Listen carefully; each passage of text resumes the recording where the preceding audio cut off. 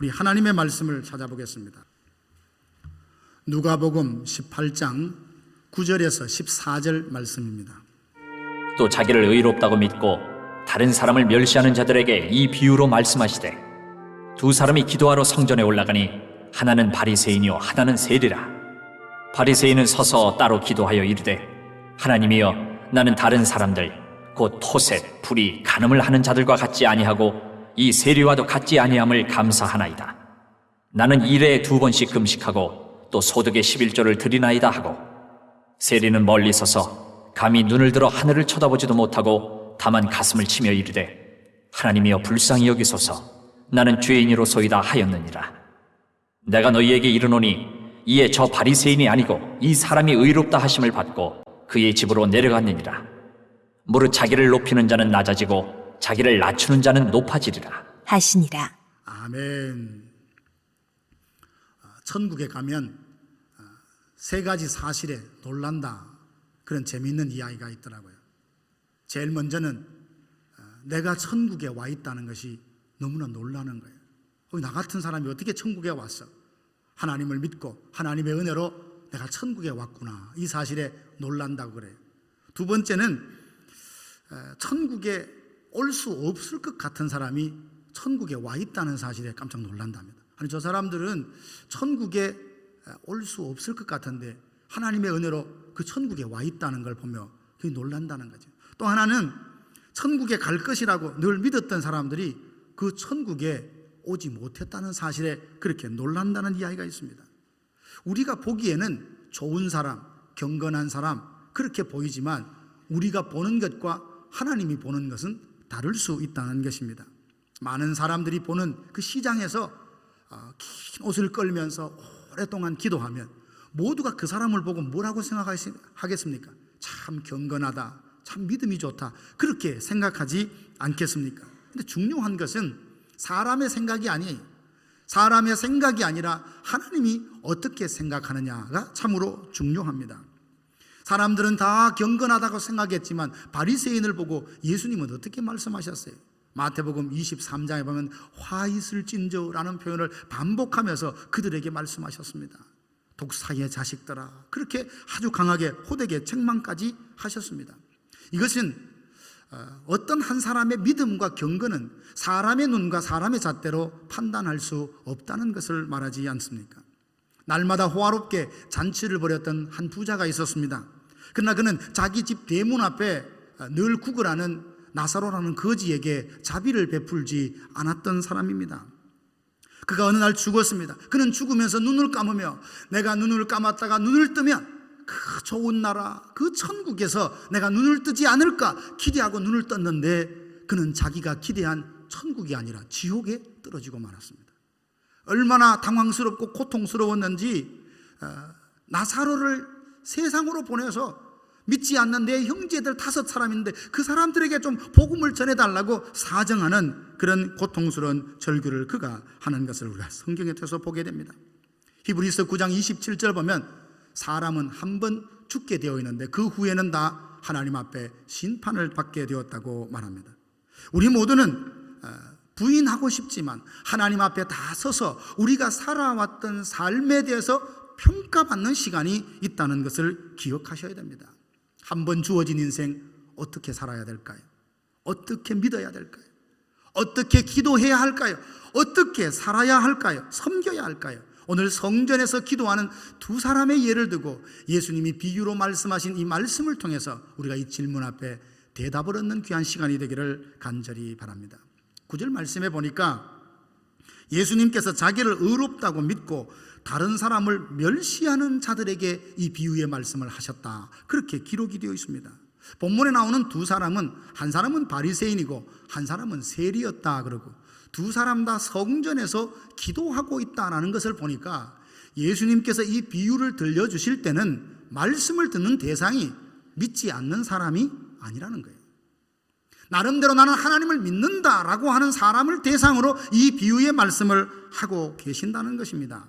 그러면 바리새인과 세리의 기도를 통해서 오늘 우리도 하나님을 믿는데 믿는 우리들이 마음속에 가져야 될 영적인 교훈이 무엇일까요? 첫 번째는요, 잘못된 자기 확신에 빠지지 말라는 것입니다. 어떤 확신이 다 나쁜 것은 아니에요. 그죠? 그리스도인들에게 기본적인 확신이 있습니다. 확신을 갖는다는 것은 의심을 극복하고 그렇게 있는 것을 말합니다. 모든 의심에서 벗어나는 것을 말해요. 성경도 디모데후서 3장 14절 보니까 너희는 배우고 확신하는 일에 거하라 그랬거든요. 확신이 다 나쁜 것은 아닙니다. 하나님께서 우리들에게 주신 기본적인 약속을 믿는 확신을 우리가 가져야 돼요. 그것을 몇 가지로 정리하면 구원의 확신을 우리 모두가 가져야 됩니다. 내가 구원받았다, 이 확신을 갖는 것은 하나님과의 관계가 너무나 정확하다는 것을 자기가 알고 믿는 것을 말합니다. 요한일서 5장 13절 보면 내가 하나님의 아들의 이름을 믿는 너희에게 이것을 쓰는 것은 너희로 하여금 너희에게 영생이 있음을 알게 하려 함이라 라고 했습니다. 예수님을 믿는 사람들에게는 영생이 있다라는 이 확신을 갖고 사는 것이 너무너무 중요합니다. 에베소서 6장에 보면 영적 전쟁에 나아가는 사람들이 복음의 전신갑주를 입으라 그렇게 무장에 대해서 설명을 하면서 구원의 확신에 대해서는 투구로 예를 들었습니다. 투구라는 것은 머리를 보호하는 장비입니다. 구원의 확신이라는 것은 그만큼 우리 신앙에 중요한 역할을 하는 것이죠. 요한복음 5장 24절도 보니까 내가 진실로 너희에게 이르노니 내 말을 듣고 나 보내신 이를 믿는 자는 영생을 얻었고 사망에서 옮겨 생명으로 들어갔다라고 이야기를 하고 있습니다. 그럴 것이다 하고 말하는 것이 아니라 그렇다라고 완료용어로 설명하고 있어요. 그러고 보면 믿는 자에게는 나는 하나님의 자녀가 되었다.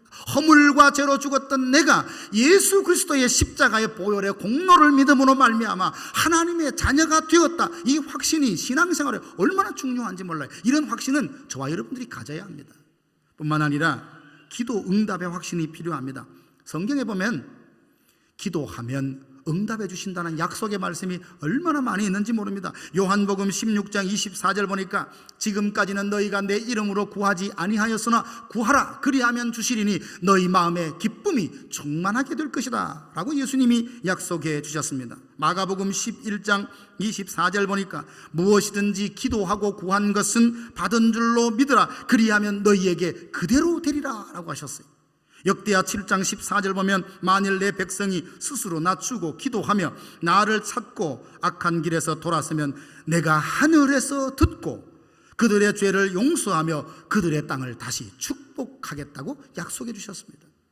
성경의 많은 부분 보면 우리가 믿음으로 예수 그리스도의 이름으로 기도하면 하나님이 응답해 주신다라고 하는 약속의 말씀이 많습니다. 그러므로 저와 여러분들은 그렇구나, 예수님의 이름으로 기도하면 응답해 주신다, 이 확신을 갖고 사는 것이 얼마나 귀한지 모릅니다.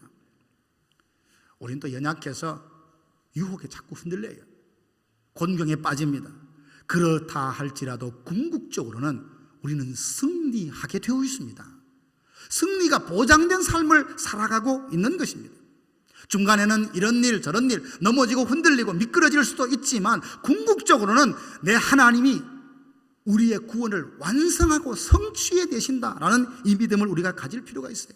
고린도전서 10장 13절 보면 사람이 감당할 시험 밖에는 너희가 당한 것이 없나니 오직 하나님은 미쁘사 너희가 감당치 못할 시험 당함을 허락하지 않으시고 시험 당할 쯤에 피할 길을 내사 너희로 감당하게 하신다 약속을 주셨습니다. 요한복음 16장 33절 보니까 내가 이겼으니 너희도 담대해라. 세상에는 환난을 당하지만 담대해라. 내가 세상을 이겼다라고 말씀하십니다. 우리가 믿는 예수님은 사망 권세를 깨뜨리고 승리하신 주님이십니다. 그 주님을 믿는 저와 여러분에게는 궁극적으로 승리하게 되어 있다. 이 승리의 확신을 갖고 사시는 성도들 되기를 간절히 바랍니다. 잠언 3장 5절 6절 보니까 너는 마음을 다하여 여호와를 신뢰하고 내 명철을 의지하지 말라. 너를 범사에 그를 인정하라. 그리하면 내 길을 지도하시리라. 하나님이 우리가 가야 할 곳, 아름답고 복된 것으로 인도해 가신다라고 하는 이 확신을 가지라는 겁니다. 로마서에 보면 그런 말씀이 있습니다. 하나님을 사랑하는 자, 그 뜻대로 부르심을 입은 자들에게는 모든 것이 합력하여 선을 이루느니라. 우리의 인생은 내가 사는 것 아닙니다. 비즈니스 내가 운행하는 것 아니에요. 하나님께서 운행을 하시는데 그 모든 것을 아름다운 것으로, 복된 것으로 인도해 가신다라고 하는 이 확신을 그리스도인이라면 가져야 된다는 것입니다. 뿐만 아니라 우리가 죄를 지어도 예수 그리스도의 그 보혈로 다 그 죄가 용서함 받고 사함 받았다는 이 확신이 우리에게 있어야 된다는 겁니다. 이게 얼마나 중요합니까? 확신은 근심, 염려를 다 멀리하게 하는 거지만 오늘 바리새인들이 확신하는 것은 여기서 말하는 확신과 조금 다릅니다. 그들은 말씀에 근거한 확신이 아니라 전통에 근거한 자기 자신의 감정에 의한 확신이었습니다. 그 확신은 뭐냐 하면 나는 의롭다는 거예요. 나는 정말 하나님 앞에 구원받았을 뿐만 아니라 나만 선택을 받았다라고 하는, 자기 민족 유대 민족만 하나님 앞에 선택을 받았다라고 하는 이 확신에 그가 빠지게 되었습니다. 하나님은 유대인들을 선택하신 것은 틀림없는 사실입니다. 그러나 유대인만 선택하신 것이 아닙니다. 그들을 제사장 나라로 삼으시고 그 유대 민족을 통하여 온 열방이 예수님을 믿고 모든 이방에 그 복음이 전해지기를 원하시는 것이 하나님의 뜻임에도 불구하고 이 바리새인들은 잘못 생각을 하고 있었습니다. 어느 율법사가 예수님을 찾아와서 질문을 합니다. 선생님, 내가 무엇을 하여야 영생을 얻겠습니까? 이 질문하는 그 사람의 마음, 가치관 속에 벌써 드러납니다. 무엇을 해야 영생을 얻겠습니까? 이 말은 뭡니까? 내가 율법을 지킴으로 나는 의롭게 되었다라고 하는 것을 예수님 앞에 보이고 싶었던 겁니다. 주님께서 그 마음을 아시고 물으셨습니다. 율법에는 어떻게 기록되어 있고 너는 그것을 어떻게 읽느냐? 자신 있게 대답을 합니다. 율법은 이렇게 되어 있습니다 라고 설명을 합니다. 그랬더니 예수님이 그러면 내가 가서 그렇게 지키라. 이 사람이 뭐라고 말합니까? 내가 어릴 때부터 다 지켰습니다. 내가 어릴 때부터 율법을 다 지켰습니다. 이 유대인 율법사의 마음 가운데는 나는 율법을 다 지켜서 의롭게 되었다라고 하는 자기 나름대로 확신이 있어요. 여러분, 그렇지만 성경의 어떤 부분에서도 우리 인간은 인간의 힘으로 율법을 지켜낼 수가 없습니다. 율법은 우리에게 주신 것은 내 자신의 연약함, 율법으로 구원 얻을 수 없으니 그리스도를 바라보라고 하나님이 우리에게 율법을 주신 거예요. 근데 율법사들은, 바리새인들은 그렇게 생각하지 않았습니다. 나는 11조를 드립니다. 나는 일주일에 2번씩 금식합니다. 나는 저런 사람들과 같지 않게 살아갑니다 라고 하는 자기 공로, 자기 의를 믿고 나는 의롭다라고 잘못된 자기 확신에 빠져 있었던 것이죠. 여러분, 잘못된 자기 확신에 빠진 사람의 특징이 뭡니까? 9절의 그 뒷부분에 보면 다른 사람을 멸시하고 라고 되어 있어요. 안 그런 것 같지만 나는 완벽해, 나는 탁월해, 나는 온전해 라고 하는 생각이 강하게 들면 들수록 다른 사람이 갖고 있는 것을 하찮게 봐요. 그거 별거 아니야, 그거 아무것도 아니야, 그렇게 쉽게 정죄하게 되는 마음 가운데는 내가 가진 것이 최고야, 내가 가진 것이 전부야, 내가 가진 것이 가장 탁월하다라고 하는 잘못된 확신, 그 편견 속에 붙들려 있는 경우가 얼마나 많은지 모릅니다. 진리에 대해서는 양보가 있어서는 안 돼요. 때로는 우리의 생명까지 걸고도 그 진리는 지켜내야 합니다. 하지만 방법적인 문제에 대해서는 많은 다양함이 있어요. 내가 생각하는 방법이 옳다, 그것은 자기에게는 해당되지만 다른 사람에게는 아닐 수도 있다는 것을 전제해야 됩니다. 자녀들 키우다 보면 아이들 방을 이렇게 보면 참 지저분해요. 여러분 자녀들은 안 그렇겠지만 이게 좀 지저분하니까 엄마나 제가 가서 야, 이거 좀 정리해라. 그러면 아이들이 하는 말이 있어요. 그냥 두세요. 나는 불편하지 않아요. 부모가 볼 때는 지저분해요. 좀 참 이게 체계적으로 정리해 놓으면 편리할 텐데 그 방을 쓰는 아이는 전혀 불편함을 느끼지 못한다는 거예요. 이거 극단적인 예지만 삶 가운데 이런 게 많아요. 내가 생각에는 틀렸어요. 내가 생각에는 잘못됐어요. 이것 때문에 사실은 틀린 것이 아님에도 불구하고 내가 틀렸다고 생각하는 이 확신 때문에 그 사람을 처음부터까지 뜯어 고치려고 한단 말이죠. 이것 때문에 갈등이 생기고 이것 때문에 부딪히는 경우가 얼마나 많이 있습니까? 바리새인은요, 하나님 앞에 기도하면서도 그 마음을 갖고 있었어요. 하나님, 나는 탁월합니다. 나는 의롭습니다. 나는 뭐든지 다 잘합니다. 나는 저런 사람들과는 다릅니다라고 하는 자기 의에 도취되어 가지고 그렇게 살아가는 사람들을 멸시하는 그의 모습을 보고 있습니다. 여러분 중에는 이런 말씀을 들으면서 나름대로 소신을 갖고 자기 뜻을 갖는 게 뭔가 잘못인가 그렇게 생각하실 수 있습니다.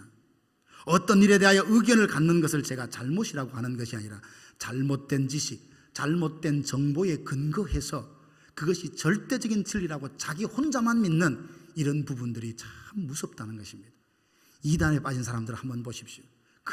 우리가 볼 때는 믿을 수 없는 내용이 도저히 거짓말 같은 것이 다 드러나는데도 그 사람들은 그걸 다 믿고 거기에 시간도 들여요, 마음도 들여요, 심지어는요 재산까지 거기다 다 바치는 그런 사람들을 보게 됩니다. 그 맹신, 그걸 누가 받겠습니까?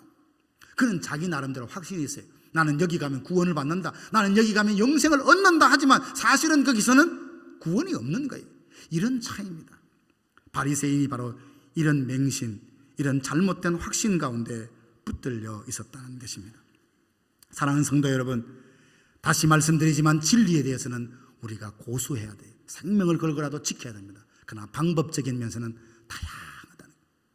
내 방법이 옳으면 다른 사람이 주장하는 방법도 옳을 수 있음을 알고 그 의견을 들으며 함께 일할 수 있는 공동체, 함께 어우러질 수 있는 가정, 함께 사역할 수 있는 직장이 될 때 그 사람을 통하여 예수님의 향기가 드러나고 그 사람을 통하여 이 땅에 하나님 나라를 확장하고 세워갈 수 있는 것입니다. 경건한 그리스도인들은 그래서 입이 큰 사람이 아니라 귀가 큰 사람이라 그랬어요. 이건 은유입니다. 우리의 얼굴의 어떤 사이즈를 말하는 것이 아니라 입이 크다는 것은 말이 너무 많다는 거예요. 귀가 크다는 건 잘 듣는다는 겁니다. 경건한 그리스도인들은 말하기 전에 들을 줄 아는 사람이라는 거예요. 어떤 경우 보면 이런 것이 분명히 옳대요. 틀린 것 아닙니다. 그러나 다른 사람이 다르게 주장하면 그건 다른 것이지 틀린 것이 아니잖아요. 내 생각과 다르면 틀렸다고 생각하고 그걸 정죄하게 되면 하나됨을 이루어낼 수가 없는 것입니다. 남자와 여자가 다르고 어른과 젊은이가 다르고 젊은이와 아이들이 다릅니다. 다 달라요. 이런 부분들의 다양함을 서로 끌어안아서 한데 어우러져서 그렇게 하나됨을 이루어가는 것, 이게 하나님의 뜻이지 않겠습니까? 내 안에 잘못된 확신이 없나, 편견이 없나, 독단이 없나 하는 걸 생각하고 진리 아닌 방법적인 문제는 서로가 포용하며 하나됨을 함께 이루어져가는 우리 공동체 여러분의 삶이 되기를 진심으로 축원합니다. 두 번째는 오늘 비유를 통해서 바리새인처럼 자기 자랑이 아니라 세리처럼 하나님의 은혜를 구하기를 원하고 계십니다. 11절 12절 말씀 보면 바리새인의 기도하는 모습이 쭉 나오는데요, 참 이 기도를 듣고 있는 하나님이 어떤 생각을 하실까 한번 생각을 해봤어요. 다른 사람과 비교하며 자신의 종교적인 우월함을 드러내고 있는 그의 모습을 보게 됩니다. 참 우리의 그 예전 교육 문화가 잘못된 게 참 많아요. 좋은 점도 많지만 어린아이들 이렇게 가르칠 때 보면 학교에서 뭘 가르치냐면 누가 잘하나, 누가 잘하나, 이게 그냥 아이들 그렇게 가르치다 보니까 1등 외에는 없어요. 2등 하면 실패자 인생인 것처럼 그렇게 부모들이 구박을 많이 하잖아요. 100점 맞았으면 좋겠는데 99점 맞으면 아이들 그렇게 구박을 하고 1점만 더 맞아오지 그렇게 닥달하고 이렇게 다그치는 그런 부모들의 모습을 보게 되잖아요. 우리가 다들 은연중에 이 바리새인의 모습이 은연중에 다 있다니까요. 아닌 것 같지만 나는 일해에 2번씩 금식하고 소득의 11조를 드리나이다. 자기의 자랑을 늘어놓고 있는 그의 모습을 보게 됩니다. 자기의 공로를 자랑하고 있어요. 여러분, 사람들에게 자기를 자랑하면 오, 당신 참 대단해, 그리고 우리를 높여줄 것 같습니까? 그렇지 않아요. 사람들은 시기심이 있고 나도 높아지고 싶은 그 본능이 있기 때문에 자기를 자꾸 자랑하면 꼴불견이다, 그래서 싫어합니다. 오히려 예수님을 드러내고 하나님을 드러내면 은혜스럽다 하며 사람들이 존경하지만 자꾸만 내가 뭘 하고 내가를 자꾸 강조하는 사람은요, 사람들이 그를 싫어해요. 이런 걸 보면서 자기 자랑에 도취되어 있는 바리새인이 아니라 하나님의 은혜를 구하는 세리처럼 섬기고 세리처럼 기도하고 세리처럼 예배하는 저와 여러분들 되기를 간절히 바랍니다. 바로 그 사람에게 하나님이 긍휼을 베풀어 주십니다. 같은 장소에서 바리새인이 자기 자랑을 늘어놓고 있을 때 세리의 기도를 보면서 하나님의 은혜를 구하는 그의 모습을 보고 있는데요, 진정한 기도라는 것은 내가 뭘 한 것을 쫙 늘어놓고 자기 자랑을 하는 것이 아닙니다. 하나님의 은혜 없이면 나는 타다남은 부주경이처럼 아무것도 아닙니다. 이것을 마치 그냥 앵무새처럼 반복하는 것이 아니라 저 가슴 깊은 내 영이 그것을 인정하며 하나님 앞에 고백하는 거예요. 가끔 가다 그래요. 하나님, 나는 하나님의 은혜가 필요합니다. 하나님이 은혜 주시자면 나는 아무것도 아니에요. 그렇게 말하면서도 자기 사실을 돌아보면서 그래, 나 잘하고 있어, 이렇게 생각하기도, 이게 연약함입니다. 그러나 우리 마음 깊은 곳에 정말 하나님의 은혜가 없으면 나는 아무것도 아니야, 하나님이 도와주시지만 나는 아무것도 할 수 없다는 절대 신뢰, 하나님을 절대 신뢰하는 그 믿음으로 하나님 앞에 나아가는 것, 이게 바로 기도요, 이게 바로 하나님의 은혜를 구하는 세리와 같은 긍휼을 듣는 삶이라는 겁니다. 유다왕 히스기야를 잘 아실 것입니다. 그는 형제의 나라 북왕국 이스라엘이 아수르 사네립에 의해서 나라가 다 멸망을 당하고 말았습니다. 아수르 사네립은 18만 5천 명이라는 대군을 이끌고 남쪽 유다도 이제 삼키려고 내려온 거예요. 그때 다스리고 있었던 임금이 히스기야 아닙니까? 히스기야는 이제 큰일 났습니다. 하나님 앞에 간구하고 기도합니다. 협박 편지도 받고 하나님 앞에 그것을 펼쳐놓고 기도합니다. 간절히 하나님밖에 방법이 없다고, 은혜를 구할 때 하나님은 한 사자를 보내어서 18만 5천 명을 다 멸하셨어요. 사네립이라는 그 장수가, 왕이 그렇게 큰 소리 쳤는데요, 하룻밤 자고 올라서 하나님의 사자가 쓸어버리고 난 다음에, 성경에 보면 참 재밌게 표현되었어요. 옛날 개역 성경에 보면요, 아수르 사네립이 얼굴이 뜨뜻하여 이렇게 돼 있어요. 얼굴이 뜨뜻했대요. 얼마나 당황했을까요? 그 전날에는 큰 소리 쳤습니까? 누가 내 손에서 건져낼 신이냐라고 큰 소리 쳤던 그가 하룻밤 자고 올라나니까 함께한 동료들이 다 죽고 자기 혼자 남은 거예요. 그래서 고국에 돌아가서 자식의 손에 그는 암살을 당하고 맙니다. 간절히 은혜를 구하고 기도하는 사람을 통하여 하나님은 새로운 일을 해나가시는 것들, 이 예를 들자면 끝이 없습니다. 그는 중병이 들어서 죽음을 앞두고 있었습니다. 그때 예루살렘을 향하여서 히스기야가 기도합니다. 하나님, 내가 하나님을 위하여 선한 일을 했던 것을 기억하옵소서라고 기도했더니 하나님은 그의 기도를 들으시고 15년의 생명을 연장시켜 주셨지 않습니까? 이것이 바로 하나님이 기대하시는 기도입니다. 하나님, 나는 은혜가 필요해요. 하나님, 나는 은혜가 필요해요. 하나님이 붙들어 주심이 필요해요. 함께 해 주심이 필요해요. 채워 주심이 필요합니다. 하나님만 바라고 하나님만 의지하는 이 절대적인 신뢰, 이 믿음으로 구하는 이 기도, 하나님 그렇게 기대하신다는 겁니다. 영국의 종교개혁자인 존 낙스는 그런 말을 했습니다. 기도하는 한 사람은 기도하지 않는 한 민족보다 강하다. 무릎 위에 놓인 나라는 무기 아래 놓인 나라보다 더 강하다, 그런 말을 했어요. 얼마나 적절한 표현인지 모릅니다. 그래요. 내가 세상으로 볼 때는 아무것도 아니에요. 가진 것 없고 배운 것 없고, 사람들은 시시하게 보지만 내가 무릎을 꿇고 하나님의 은혜를 구하고 그 은혜를 덧입으면 이 세상 누구보다도 강한 존재가 될 줄로 믿습니다. 이것을 믿고 하나님 앞에 부르짖고 은혜를 사모하는 사람, 이게 바로 세리의 기도였고 하나님이 우리에게 기대하는 바로 삶이라는 것입니다. 하나님께서는 힘을 가진 자, 자기의 공로를 드러내는 바리새인이 아니라 무릎으로 주님께 나아가 나는 죄인입니다, 자기의 죄를 인정하고 하나님의 긍휼을 구했던 그 세리를 더 의롭게 보셨습니다. 세 번째로는 오늘 이 비유를 통해서 우리에게 주시는 말씀은 자기를 낮추는 자 되어 주님의 높여주심을 받으라는 말씀입니다. 저도 마찬가지지만 많은 사람들의 경우 높아지고자 하는 본능이 있습니다. 그렇지 않아요? 다른 사람이 나를 조금 어떻게 하면 무시하는 것 같아서 참 싫습니다. 마음에 불편함을 느끼잖아요. 어느 한두 사람의 그냥 다 마찬가지입니다. 그러다 보니까 은근히 나도 모르게 자꾸만 높은 데 관심을 가져요. 높은 데 자꾸 관심을 가지고 높이 올라가야 된다고 생각하는데요, 근데 꼭대기를 보십시오. 가장 위험한 곳이 꼭대기입니다.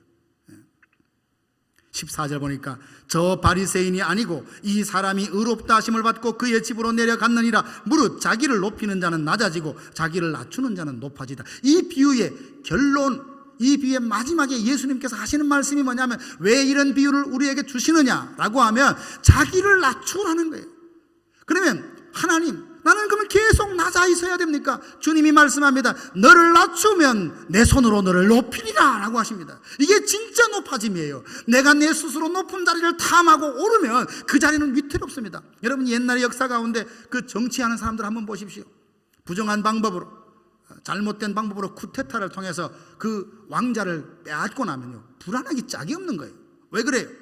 자기가 정통이 아니고 잘못된 방법으로 취하면 누군가 수많은 사람들도 나와 같은 방법으로 내 자리를 노리고 있다라는 것을 알고 본능적으로 더 두려워한다는 거예요. 사랑하시는 여러분, 정말 높아지기를 원한다면 내가 그 자리를 기어 올라가는 것이 아닙니다.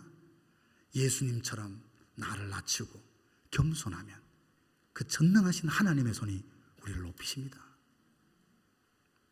잔치에 상석에 앉는 것을 바리새인들은 참 좋아했어요. 우리들도 문화 가운데 어디 초대받으면 참 자리 잡아 앉는 것이 참 불편해요. 그 방석을 쫙 깔아놨는데 어디에 앉아야 되나. 또 가끔 또 교인들은 목사 앉는 자리를 잘 안 앉으려고 그래요. 옆에서 싫어하는지 부담되는지. 앉았다가도 제가 앉으면 벌떡 일어나 또 다른 자리로 가요. 서운하게. 이 자리라는 것이 참 그래요. 그래서 서서 멀뚱하게 그러다가 주인이 목사님 여기 앉으세요, 권사님 여기 앉으세요, 그러면 다 이제 제자리에 앉는 경우예요. 근데 바리새인들은 잔치를 이렇게 배설하면 높은 자리 상석에 앉기를 좋아했던 거예요. 근데 자기가 보니까 그 자리가 비어 있거든요. 털썩 앉았네. 근데 주인이 나중에 정말 더 높은 사람, 자기보다 더 존귀한 사람이 잔치상에 들어오면 어떻게 됩니까? 당신 그 자리에 일어서, 그리고 어디로 가야 됩니까? 많은 사람들이 보는 가운데 말석으로 가야 돼요. 예수님께서 비유를 하시면서 뭐라고 하시냐 하면 내 스스로 높은 자리에 가서 앉지 말라는 거예요. 낮은 자리에 앉아 있으면 사람이 너를 알고 친구요, 벗이요, 올라오나, 이리로 올라오라 그러면 그 말석에서 다른 사람이 말석에 앉으면 다 변변찮은 사람으로 생각했는데 주인이 이 자리로 올라오라니까 자리에 탁 이랬으면 사람들이 다 주목할 거 아니에요. 뚜벅뚜벅 그래서 높은 자리다. 저 사람이 진짜다. 영광을 얻는다. 예수님이 그 말씀하셨어요. 이 비유를 통해서 뭐라고 하시냐면 네 스스로 너를 높이려 하지 말고 예수님이 그랬던 나를 낮추면, 자신을 낮추면, 자신을 겸손하면 내가 너를 높이리라 하셨습니다. 오늘 이 비유의 말씀을 보면서 오늘 우리의 삶, 나는 나를 낮추지만 주님의 손에 의하여 높임을 받는 하나님의 사람 되기를 원합니다. 그래서 그 높아짐이, 그 존귀함이 계속 유지되는 이런 은혜가 우리 가운데 있기를 진심으로 바랍니다. 말씀을 마무리합니다. 성전에서 기도하는 두 사람의 비유를 두고 예수님이 우리에게 말씀하십니다. 하나에 있었던 사건을 이야기 속으로 풀어서 끝나는 것이 아니라 이 이야기를 통하여 우리가 가슴에 새게 될 영적 교훈을 말씀하여 주고 계십니다. 혹시 잘못된 정보, 잘못된 지식에 의해서 편견이요, 독단이라는 것을 깨닫지 못하고 이게 정말 진리라고 생각하고 잘못된 확신에 붙들려서 그걸 잣대로 사람을 판단하고 비판하고 나만이 옳다고 주장하는 것이 있다면 다 내려놓으십시다. 진리가 아닌 것은 양보하고 배려해서 하나 되어 함께 어울려서 주의 영광을 세워가는 우리 교회와 성도들 되기를 간절히 바랍니다. 뿐만 아니라 내 자랑을 늘어놓는 것이 아니라 하나님의 은혜 없이는 나는 살 수 없습니다. 은혜에 목말라 하는 그 간절함을 우리 모두가 가질 뿐만 아니라 높아지려고 하는 사람 말고 자기가 끊임없이 주님이 십자가에까지 낮아지지 않으셨습니까? 예수 믿는 저와 여러분들도 낮아짐으로 말하여 주님의 손에 의하여 높임받는 하나님의 사람 되기를 주님의 이름으로 축복합니다. 기도하겠습니다. 하나님 아버지, 일평생 수고하고도 불법을 행하는 자들아 내게서 떠나가라. 이런 안타까운 결론 앞에 서는 사람 한 사람도 없도록 도와주시옵소서. 잘못된 확신, 잘못된 아버지의 근거가 있다면 이 시간 깨닫게 하여 주시고 내려놓게 하시고 진리만이 우리 마음속에 굳게 붙들고 살아가는 하나님의 사람들 되게 하여 주옵소서. 하나님, 우리가 자랑할 것은 예수님밖에 없습니다. 십자가밖에 없습니다. 오 주님, 하나님의 은혜를 기대하고 사모하는 우리에게 은혜 위에 은혜를 부어 주시옵소서. 아버지 하나님, 우리를 높여주시고 하나님의 손에 의해서 높임받는 존귀한 주의 백성 다 되게 하여 주옵소서. 예수님의 이름으로 간절히 기도하옵나이다. 아멘.